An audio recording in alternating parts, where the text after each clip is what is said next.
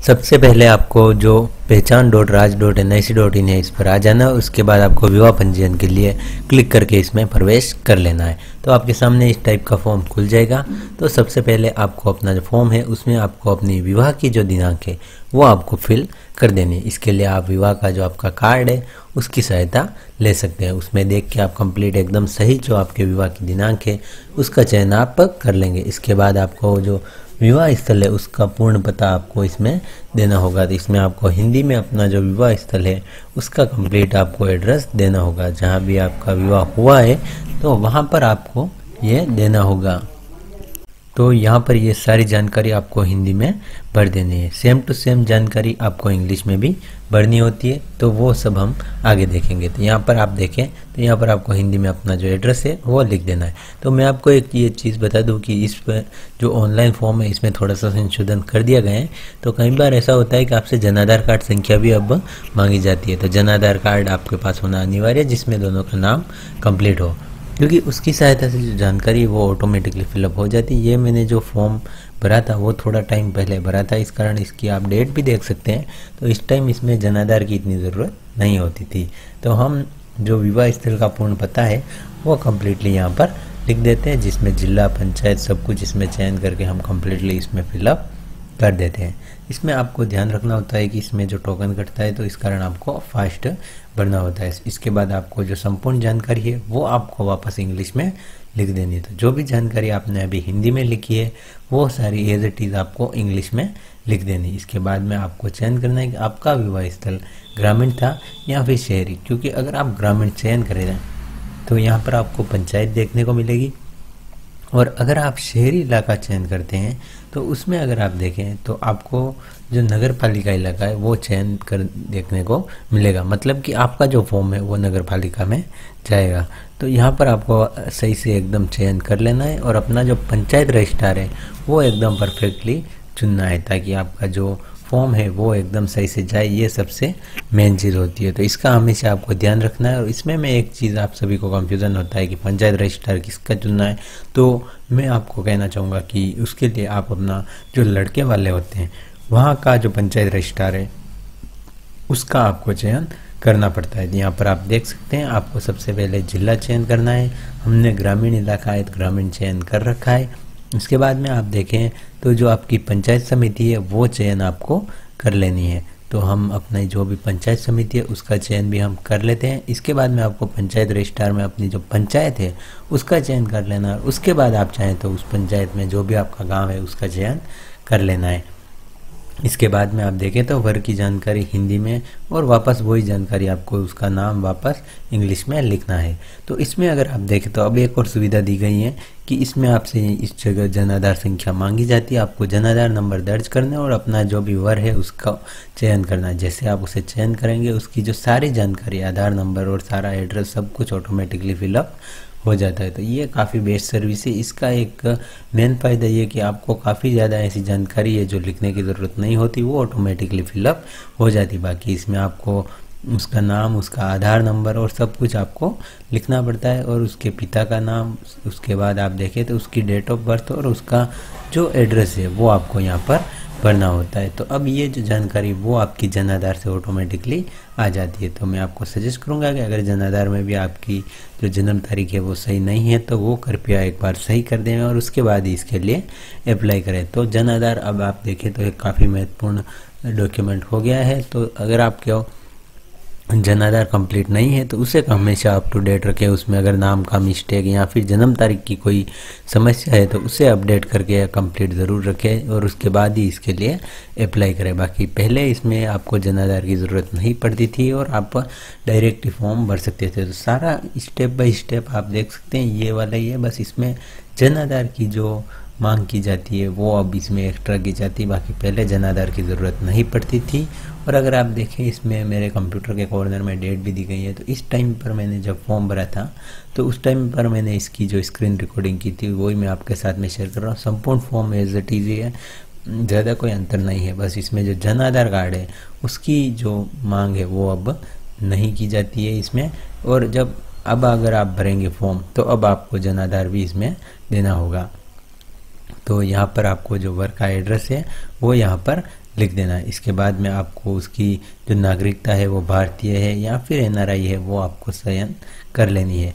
इसके बाद आप देखें तो आपको उसकी जो कास्ट है एसटी एससी ओबीसी उसका चयन करना है। उसके बाद आपको उसका जो रिलीजन है वो चयन करना है और उसके बाद शैक्षणिक योग्यता, देश और राज्य, पिन कोड नंबर और ये सारा आपको चयन कर लेना है। कई बार जैसे कोई दूसरे राज्य से अगर शादी करके आते तो आपको ये ऑप्शन मिल जाता था जिससे कि आप आसानी से इसमें जुड़ जाते थे। मतलब कि किसी और राज्य से भी अगर शादी करके आए हैं तो वो भी इसमें जुड़ जाती थी, तो वर वधू के पक्ष में आपको ये सुविधा मिल जाती थी।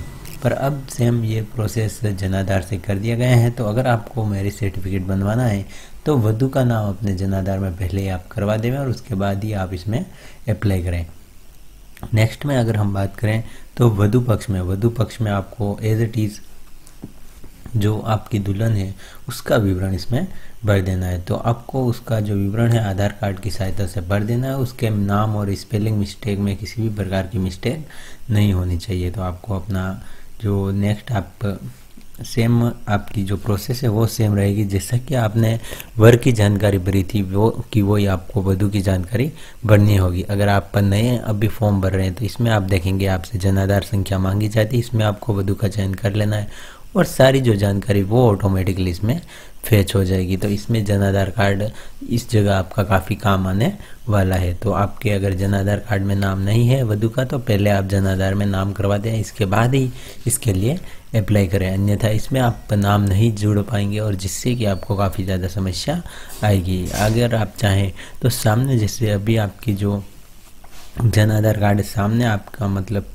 पीहर पक्ष में अगर आपके जनाधार कार्ड में जो वधू है उसका नाम है तो वहाँ से भी आप चाहे तो ट्रांसफ़र करवा सकते हैं या फिर वहाँ के जनाधार का प्रयोग करके उसे चयन करके जो यहाँ पर नाम है वो एंटर कर सकते हैं। इसमें जन्म तारीख आपको एकदम सही से लिखनी है और जन्म तारीख जब आप लिखते हैं तो इसमें आपको ध्यान देना है कि शादी के समय जो आपने विवाह की जो दिनांक लगाए उस समय जो नॉर्मल जो एज होनी चाहिए वो आपकी कंप्लीट होनी अनिवार्य है। वधू की 18 वर्ष, वर की 21 वर्ष पूर्ण होनी चाहिए। इसमें किसी प्रकार की कमी होने पर आपका जो फॉर्म है वो खारिज कर दिया जाएगा, क्योंकि ये सिर्फ एकदम मैच्योर होने पर जो विवाह होता है उसके लिए है। बाल विवाह अगर आपने किया है तो आपको ये फॉर्म नहीं भरना है क्योंकि आपका फॉर्म कभी पास नहीं होगा। तो आपको ये कंप्लीट जानकारी सही और सटीक देनी है, इसमें किसी प्रकार की कोई मिस्टेक नहीं रखनी है। अगर आप कोई गलत तारीख लगाते हैं तो आगे जब चेक होता है तो उस टाइम आपका जो फॉर्म है वो रिजेक्ट कर दिया जाएगा। तो आपको एकदम सही और सटीक जानकारी के साथ ही इस फॉर्म को फिलअप करना है। इसमें भी आप देखें तो जो शैक्षणिक योग्यता, जिला, राज्य सब कुछ आपको चयन कर लेना है। उसके बाद आपको फ़ोन नंबर, पिन कोड और ईमेल एड्रेस लगा देना है। नेक्स्ट में अगर हम देखें तो दोनों के जो गवाह हैं उनकी जानकारी मांगी जाएगी। गवाह में अगर हम बात करें तो दुल्हन के पक्ष में दुल्हन के पिता और जो वर है उसके पक्ष में वर के पिता गवाह के रूप में जानकारी दे सकते हैं। तो दोनों जो गवाह है जो आप देखें लड़की और लड़के दोनों ही पक्ष के, तो उनका आपको कंप्लीट जानकारी देनी है। इसमें आपको उनका नाम, उनके पिताजी का नाम इसमें फिलअप कर देना, हिंदी इंग्लिश दोनों में। और इसके बाद आप देखें तो देश, राज्य, उनका मोबाइल नंबर इसमें भर देना है। तो काफ़ी सिंपल सा है। आपको इसकी जानकारी भी उनके जो आधार कार्ड आपको उसके साथ में लगाने होंगे। जो ऑफलाइन फॉर्म आप अपनी पंचायत या नगर पालिका में जमा करवाएंगे तो उसके साथ ये देने होंगे ताकि वो इनको एक बार सही से देख सके और कोई मिस्टेक हो तो इसमें आपको रिजेक्ट कर सके। मतलब इसमें आप देखें तो आपका जो ऑनलाइन फॉर्म है उसके बाद आपको इसका प्रिंट आउट निकलता है, उसमें आपको फ़ोटो सब कुछ लगाना है और अपनी जो नगर पालिका है, पंचायत है, उसमें आपको ऑफलाइन तौर पर आपको जमा करवाना पड़ता है। जब ये आवेदन उनके पास जाता है तो वो आपके फॉर्म को देखते हैं, सारी जो जानकारी आपने भरी है उसका मिलान करते हैं और जब उन्हें लगता है कि हाँ सब चीज़ें सही है तो सचिव या जो भी आपके ग्रामीण स्तर पर आपके होते हैं वो आपके जो मैरिज सर्टिफिकेट के लिए आई हुई एप्लीकेशन है जो उनके SSO पर आती है तो वो उसे ओके कर देते हैं और उसके बाद आपको मैरिज सर्टिफिकेट अपने मोबाइल पर मिल जाता है। तो काफ़ी सिंपल प्रोसेस है, पर आपको सही डॉक्यूमेंट लेके जाने, अन्यथा आपका जो फॉर्म है वो रिजेक्ट कर दिया जाएगा। इसमें आप देखें तो गवाह की जानकारी में फर्स्ट में आपको एक वधू पक्ष के गवाह और एक वर पक्ष के गवाह की ज़रूरत होगी। मतलब कि उन दोनों की जो जानकारी वो संपूर्ण जानकारी आपको इसमें भरनी होगी। सबसे पहले हिंदी में नाम, उसके बाद इंग्लिश में नाम। इसके बाद आप देखें तो उनके पिताजी का नाम सब कुछ आपको इसमें भरना होगा और उनका जो एड्रेस है वो भी इसमें फिलअप करना होगा। सॉरी, इसमें पिताजी का नाम नहीं भरना होता, उनका सिर्फ एड्रेस भरना है। बाय मिस्टेक मैंने आपसे बोल दिया है। तो वो जो भी जानकारी वो आप इंस्ट्रक्शन देख सकते हैं, ऐसा कोई कठिन कार्य नहीं है। बस इसमें मैं आपको सजेस्ट करूंगा जो भी दस्तावेज आप लगाएं सही लगाएं एकदम परफेक्टली, और जो आपकी उम्र है वो भी कंप्लीट होनी अनिवार्य है। इसके अलावा आप जब सचिव के पास लेके जाएं अपना जो फॉर्म है उसे, यहाँ से जो आपका ऑनलाइन होगा उसके बाद में सचिव के पास जाएगा तो वो आपके दस्तावेज का जांच करेगी। तो आपके पास जो दस्तावेज है वो सही होना चाहिए, उसमें किसी प्रकार का कोई फर्जीवाड़ा नहीं होना चाहिए। इसके बाद में आप देखें तो आवेदक के जो आधार नंबर है उसकी आपको ज़रूरत होगी, क्योंकि आवेदक का जो आधार है वो मोबाइल नंबर से लिंक होना अनिवार्य है। और आवेदक के आधार नंबर की सहायता से हम जो OTP भेजेंगे और उससे वेरीफाइड कर देंगे। तो सबसे पहले आपको आपका जो आवेदक है उसके आधार नंबर यहाँ पर दर्ज कर लेने हैं। इसके बाद आप कैप्चा कोड फिलअप करेंगे। कैप्चा कोड फिलअप करने के बाद उसके आधार में जो भी नंबर लिंक होंगे उन पर एक OTP जाएगा, वो OTP आपको इसमें फिलअप कर देना है। और जो OTP है वो आपको मिल जाएगा, जैसे आपके पास OTP आता है आपको इसमें फिलअप कर देना है। नेक्स्ट में अगर आप देखें तो OTP लगाने के बाद OTP आपको सत्यापित कर लेना है। उसके बाद में वर वधू का संयुक्त आपको फ़ोटो अपलोड करना है। तो ये आपको दोनों का जो एक शादी का फ़ोटो आप लेंगे और उससे इसमें अपलोड कर देंगे। इसकी जो साइज़ है वो आप ध्यान रखेंगे और उसको ध्यान रखते हुए इसे अपलोड कर देंगे। इसमें आप देखें तो आधार कार्ड के माध्यम से जो भी जानकारी आवेदक की ऑटोमेटिकली आ जाएगी। इसमें आपको सिर्फ उसका राज्य चयन करना है और मोबाइल नंबर आपको लिख देने हैं, बाकी आपका जो फॉर्म है वो कंप्लीट हो जाएगा। इसमें आपको मोबाइल नंबर एक बार पुनः सत्यापित करने होते हैं। उसका रीज़न ये है कि जो इसमें जानकारी होती है वो मोबाइल नंबर पर आती है कि आपने ये फॉर्म भरा था, आपके फॉर्म की स्थिति क्या है। अगर किसी भी प्रकार की कोई मिस्टेक होती तो भी आपको उसकी सहायता से जो जानकारी है वो आपको मिल जाती थी। इसमें आपका जो OTP है वो आपके पास आ जाता है। उसके बाद आपको OTP सत्यापित करना पड़ता है। और इसमें आप देखें तो आपको एक कैप्चा कोड, जो अंतिम कैप्चा कोड आप देखें तो वो आपको इसमें भर देना है। इसमें अगर कोई मिस्टेक होती है तो भी आप एक बार कंप्लीट अपना जो फॉर्म है वो एक बार देख लें, ताकि किसी प्रकार की कोई मिस्टेक आपके फॉर्म में ना रहे।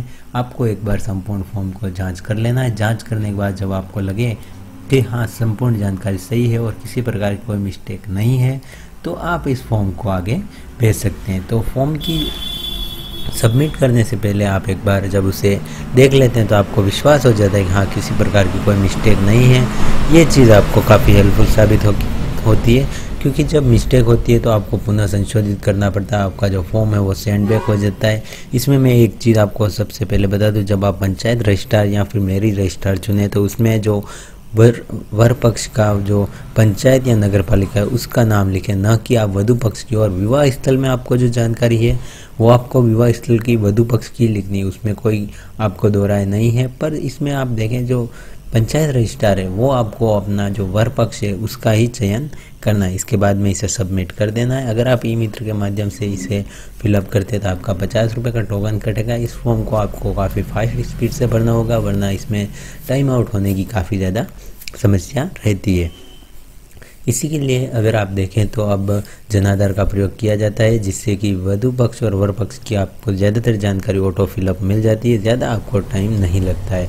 तो इसमें हमारा जो फॉर्म है वो सबमिट हो रहा है, थोड़ा सा ये टाइम ले रहा है, तो कभी कभी ये वेबसाइट स्लो चलती है, तो इसमें ऐसा होना आम बात है। आपको किसी प्रकार का बैक या फिर एग्ज़िट नहीं करना है, अपना थोड़ा सा आपको वेट करना है। जैसे ही आपका ये फॉर्म सबमिट होगा आपको एक पॉपअप विंडो मिल जाएगी जिसमें आपका रेफरेंस नंबर देखने को मिल जाएगा, और आपका जो मोबाइल है उस पर भी आपको एक मैसेज देखने को मिलेगा कि आपका ये रेफरेंस नंबर है और आपका जो मैरिज सर्टिफिकेट है वो उसे आपके जो रजिस्ट्रार है उसके पास भेज दिया गया है। इसके बाद में आपको जो भी संबंधित दस्तावेज है उन सभी की एक ऑफलाइन आपको कंप्लीट करना है।